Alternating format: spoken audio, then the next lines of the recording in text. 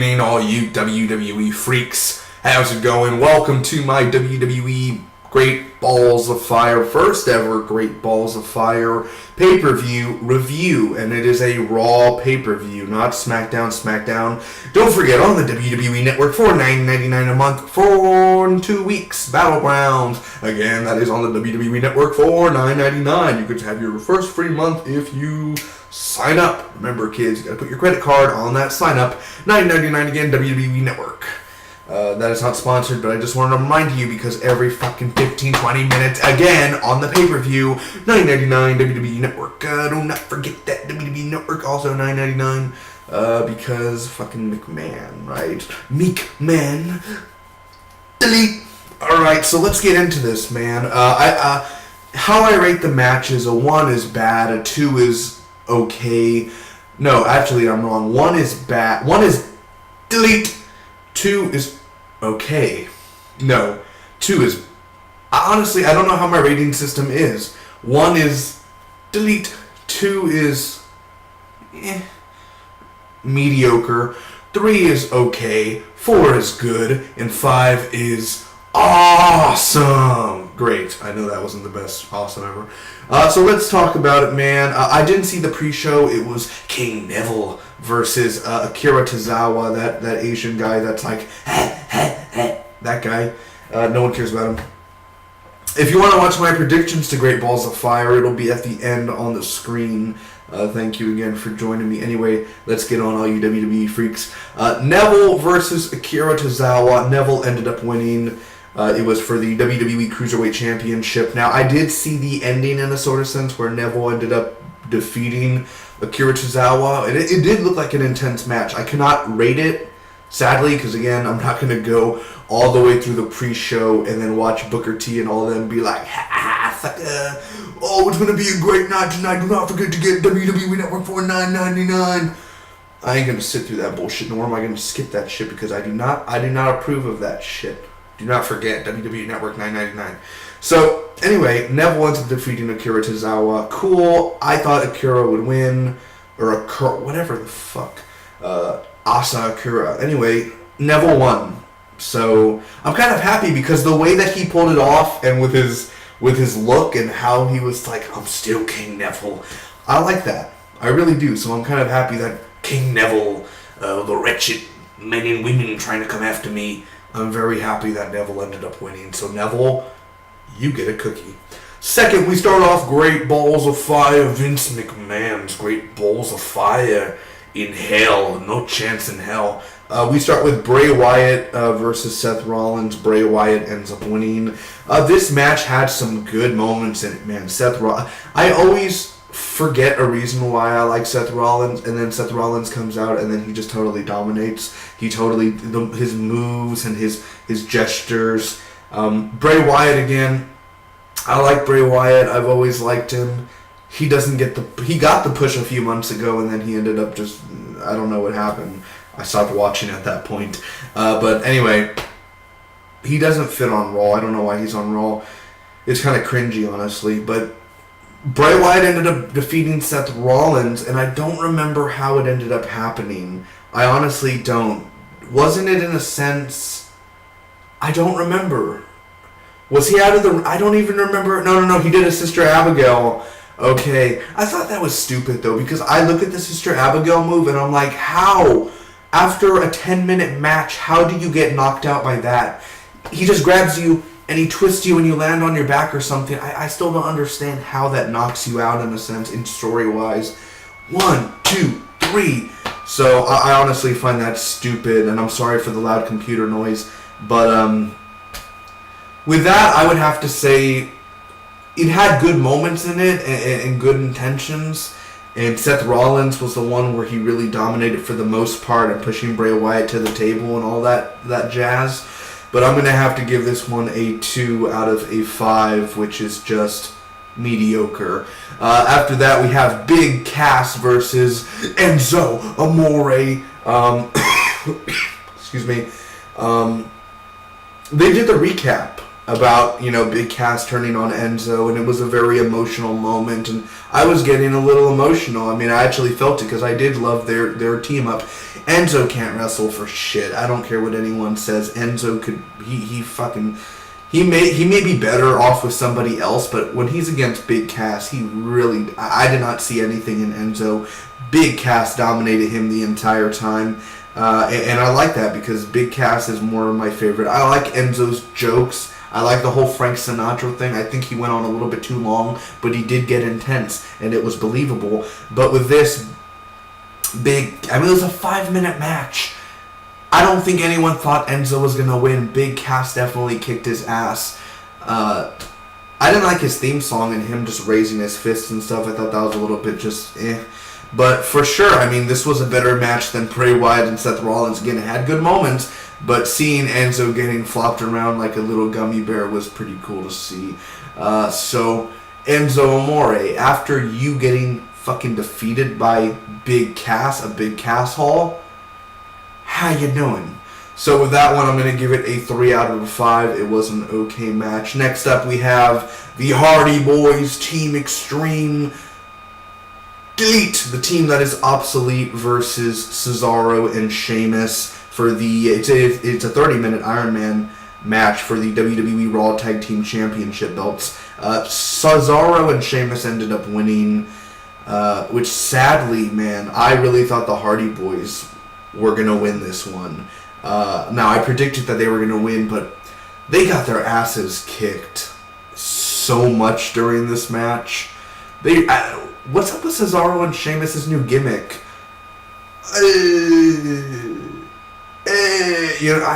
What is that? The bar. I'm like, who comes up with these stupid gimmicks? I would want to walk out of the WWE if I had that damn gimmick after being there for almost a decade, like Sheamus, or 7 years, whatever. So it's pretty stupid how he has that gimmick going on. But yeah, they defeated the Hardy Boys all because the last second the ref was so stupid. Jeff also forgot at the last second to go and pin him. 1, 2. So it was probably the most intense match out of the night, honestly, besides Roman Reigns and Braun Strowman. But it was a damn good fight, man. It really was. It was an awesome level, but it definitely was the first best match out of the night where you could pick great moments from this. I mean, the Hardy Boys, again, they do what they do best. They kicked ass at certain points. They sucked at certain points. Cesaro had good parts in there. Sheamus definitely had awesome kicks.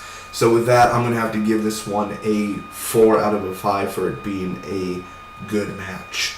Next up, we had The Boss versus the Goddess, the Blissfulness for the WWE Raw Women's Championship. Alexa Bliss versus Sasha Banks. I'm happy that Alexa Bliss ended up... Well, Sasha Banks won, but Alexa Bliss did a count out. I don't like that she did the count out part. It's like, girl, this ain't your first rodeo. You should know how to do shit. Like, a count out, really? What are you, in NXT? This is the big leagues, baby. If you don't know how to actually fight Sasha Banks, a girl like Sasha Banks, then you shouldn't even be in the ring with that championship. How did you get that damn championship? I know there are rumors that Alexa's been sucking her way to the top, but in a sense, you have the talent. Why are you afraid to fight her in the ring if you fought Becky, you fought all these other women, Natalya, Naomi, and you're afraid after a while you just do a count out? You should have got back in the ring and you should have fought. Now, I'm not talking to them personally. I'm talking to their characters and to the writers. That was some bullshit right there. So anyway, Sasha Banks, I'm tired of these where they go after her back, like Seth Rollins. They go after the knee. I'm tired of that shit. I've seen that for over a decade. Stop with the stupid... A few months later, oh, he went after his knee again. Oh, don't forget he had an injured back like 10 months ago. Stop with that bullshit, because it's the same shit all the time. Sasha, her back, oh. Cool. So with that, anyway, I thought it was an okay match for sure. Alexa Bliss definitely had a lot of cool moments, a lot of great spots. I like the whole dive from the top rope.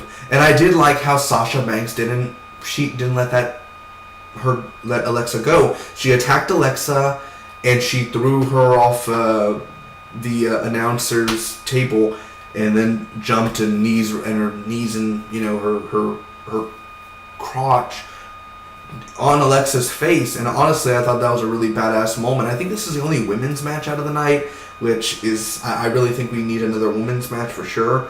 But yeah, it was a really okay match, so 3 out of 5 for that. After that, we had a match for the WWE Intercontinental Championship. Excuse me.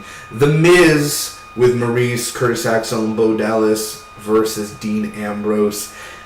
This is probably my least forgettable match out of the night because honestly, I don't remember much from this fight.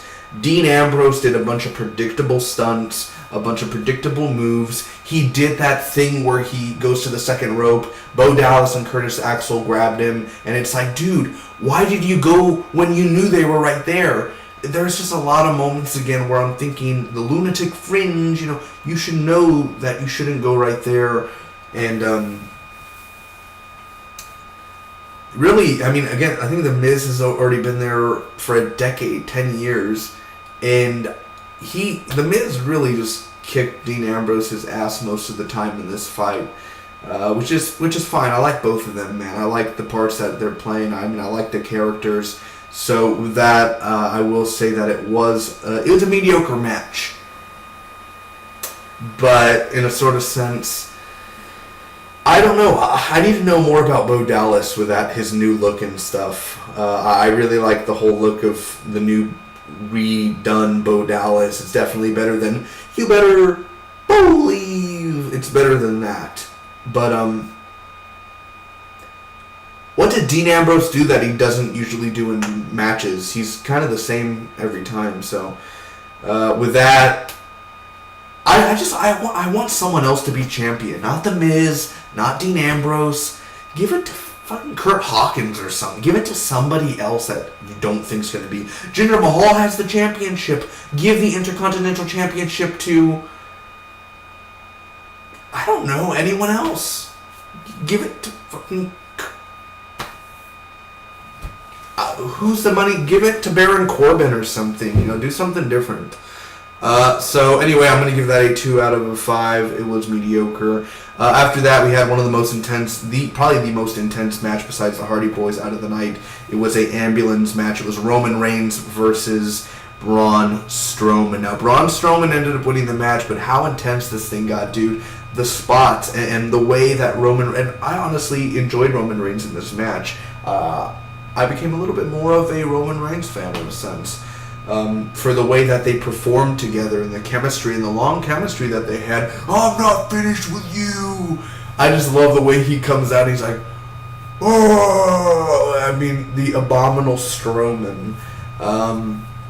There were so many awesome parts in this match, dude. It's a match that I can go back and look at again.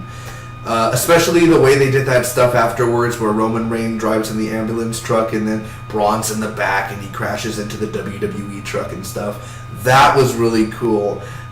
So with that, this probably has to be my favorite match out of the night. And it has to be one of the best matches out of the year. Not like out of WWE history or anything, but for the year-wise, because 2017's been a year. It's had its moments, and we need Finn Balor to be Universal Champion. Where is my Balor boy, Finn Balor? We need him to come up and be champion. We need him to come out again. But no, definitely, I think this was the best match out of the Great Balls of Fire, and it's one of the reasons why I want to see Great Balls of Fire return for another year next year. Also, I like ambulance matches, and Strowman, the way that after Roman hit his elbow many times, he just got super pissed, and the whole crowd felt it, and you were like, Roman, you're so fucking dead. And going through the screens, and how it was so funny, because it's like when Roman Reigns speared the ambulance, I thought it was funny how he lost, but also it's almost a sense where somebody does something, but they fall off a cliff and die, and then the other person's like, did you guys hear that? And then somebody just fell off the cliff right now because you tried to spear somebody off a cliff, but the person moved and got gum from his pocket, and the person like going into a wood chopper without anyone know you went into a wood chopper. I just found that funny how Roman Reigns ended up losing. So anyway, that I will give it the match out of the night, not out of like all time. Usually I give 5 out of 5s for like amazing matches, but it was a pretty awesome, amazing match for the year. So this one I will give, not every pay-per-view gets this too, a 5 out of a 5 for Braun Strowman versus Roman Reigns. It was awesome. Next up we have Heath Slater versus Kurt Hawkins. God damn it. Even when, and I felt so bad for them, dude. I was like, you guys really need to get pushed. I mean, honestly, hey, it's Kurt Hawkins. I love Kurt Hawkins. He comes back to the WWE and nobody fucking cares. It's sad. Face the facts, Kurt Hawkins. You need to tell Vince to give you a fucking push. And then Vince is going to be like, oh, who the hell hired you again? Why are you here? Well, who the fuck's a Kurt Hawkins? That's what he's going to end up saying. Well, Kurt, you need to go back to SmackDown or else you will be deleted. I don't even know what happened in this match because they were focusing on stupid Braun Strowman being in the back. All for him just to end up going away walking with his fake blood and shit. All just for that. So, Kurt Hawkins fucking gets defeated even when he's off camera. That's sad. Kurt, do something about it. Stop being a fucking jobber. We love you. Do something. Come on. We're in the middle of this fight and, fire and smoke is everywhere. Come on. We're in the middle of this now, your theme song.